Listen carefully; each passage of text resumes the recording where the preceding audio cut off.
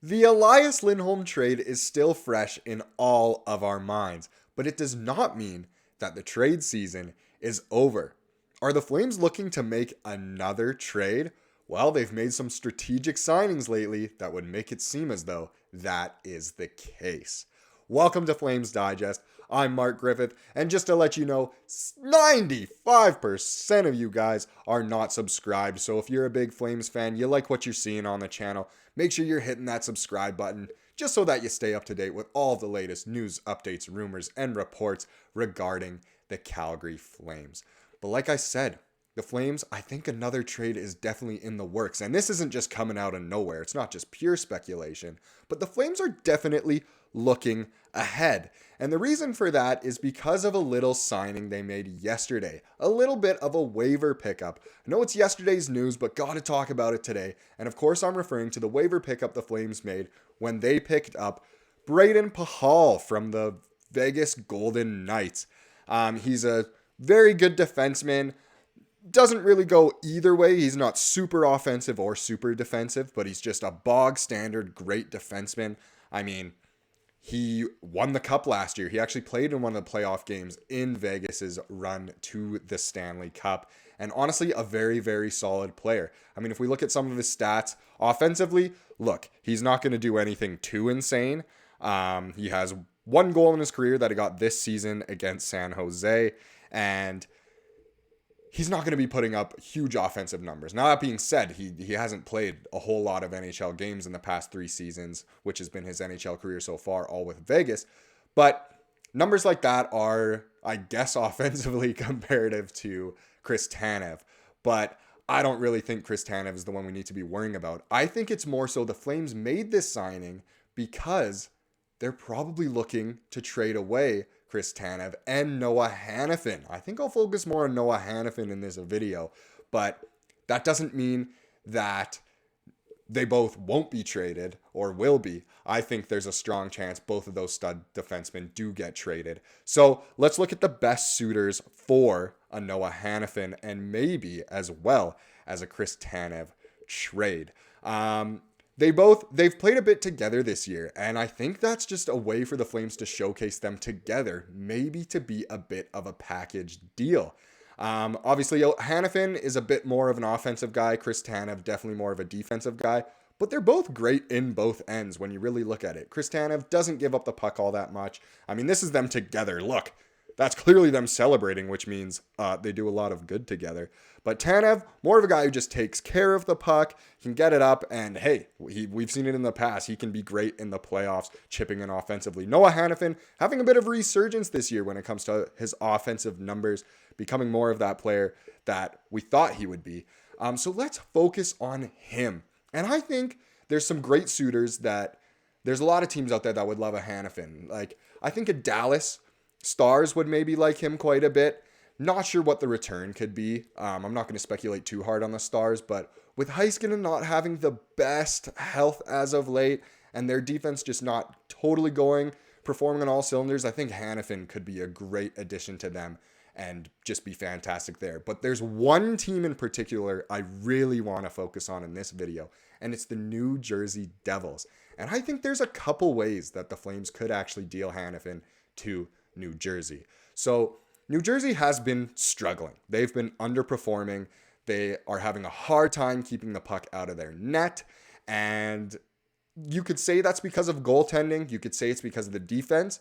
Obviously, a goaltender is just your biggest showing of how your defense truly is playing. We've seen some great goaltenders on some really bad teams with bad defenses, and their numbers turn awful. But I think there's 2 ways in particular that the Flames could deal Hanifin to New Jersey. The first way, I think, is if we traded Hanifin for a guy like Dawson Mercer. I think if we got Dawson Mercer back and maybe like a second or third round pick, I think that would actually be really good. And that way, neither team would really have to retain any salary, or at least it wouldn't have to be too much. Obviously, I want the Flames to get picks, focus on that future. But Dawson Mercer not having the greatest season. I mean, what Devil is other than Jack Hughes, really? If you look at the stats, the player stats of the Devils so far this season, they're almost all -10 or worse when it comes to the plus minus. And Dawson Mercer is a victim of that. Not scoring as many goals this year, not getting anywhere near as many points, but a lot of those Devils aren't. Like Timo Meier is having arguably an even worse season than Dawson Mercer. So maybe Dawson Mercer needs a new place to play. Maybe he needs new line mates, a fresh start. Calgary is the place for that. I'm saying right now, clearly, it's a place for a fresh start. Get all your potential going. I think Dawson Mercer and maybe a mid-round-ish pick for Noah Hanifin. Hopefully more, maybe even a second-round pick or something like that. The second way, and I think the Flames would have to retain some salary here, though, is to get that first-round pick, especially if the Devils keep playing the way they're playing. That might be, a mid-ish round pick. So it'd be better if the Flames could get a deal done earlier rather than later, just to make sure Hanifin doesn't get hurt and the Devils might not be who we thought they would be going into the season. But if the Flames could trade away Hanifin but retain 50% of the salary, maybe 25 depending on how we're feeling, they could get back the Devils' first round pick and a really good prospect, one that could easily replace Hanifin. And that would be Seamus Casey. He is a very good defenseman playing at the University of Michigan right now, and he doesn't necessarily have the greatest fit with the Devils. I mean, he could have a great fit on any team. Any team would love to have a guy like that, but the Devils are already clearly buying into Luke Hughes to play with his brother. If they got Hanifin as well, then that's two great offensive defensemen for the most part that they've got. I know Hanifin has been working very well on his defensive game and he's getting a lot better, but I'm still just, compared to Tanev, I'm going to call Hanifin the offensive one here. So if the Flames could get an elite prospect back that totally can replace Hanifin and a first round pick for just Hanifin and probably the Flames retaining some salary. I know in the last video I was talking about how it was great that we haven't had to retain any salary, and that is fantastic. And just while I'm thinking about it, I'd also like to apologize. I didn't completely fact check Joni Jurmo. I read one article, said he was a forward. Guess what? He's actually a defenseman. A bit more of an offensive defenseman. I apologize for that. I'll only spread accurate information from here on out.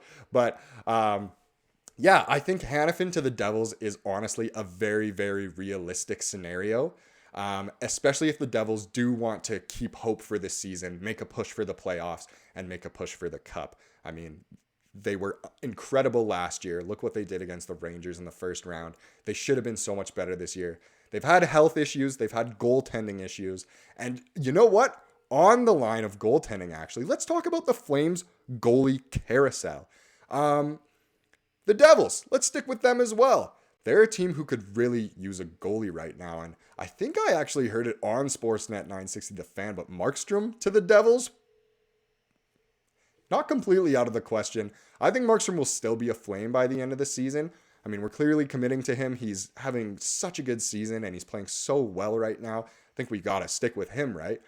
But when it comes to our goalie carousel, what do we do with Vladar and what do we do with Wolf? So Wolf is the Flames' best prospect. There's no two ways about it. That's just the truth. He's our best prospect.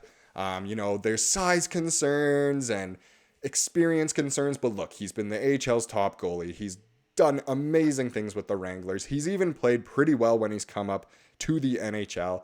And I don't know, as this photo shows, maybe he's ready to step into the limelight ahead of Vladar. So is Vladar ready to maybe take the reins elsewhere or become a really good backup for a playoff team? Are we ready to ship off Vladar? Would we rather commit to Vladar and let Wolf still develop down in the AHL and have Markstrom as the number one goalie? Or do we ship away Markstrom and then have Wolf and Vladar and really commit to Wolf? Because come on, when you have a goalie prospect that good, you gotta commit to him. I know the Flames have had a lot of goalie prospects over the years that always get talked about. How many have actually turned into who we thought they would be? 0. So hopefully Wolf can be that guy. I really, really hope he is. The trade season is nuts. If I were to predict, I would predict that Hanifin actually does go to the Devils. Will he go in a package with Tanev somewhere? I'm not sure. That team would have to be ready to pay an arm and a leg to receive both defensemen as one. But again, not out of the question. That about does it for this video. Thank you so much for watching. It's super exciting to see where the Flames will go throughout this trade season. Picking up Pachal, I mean, he'll probably get some actual real good minutes now, especially if we're looking at life past Hanifin and Tanev. So it is super exciting. But again, thank you so much for watching. Make sure you subscribe to the channel. If you love the Flames, I mean, we do here too at Flames Digest. So make sure you stay along for the ride. Get those notifications for whenever a video drops. Of course, we'll keep you completely in the loop about everything. Only accurate information, of course. Darn Yoni Yermo. I thought you were a forward. My bad. But thank you so much for watching. And honestly, I just hope you have a wonderful rest of your day.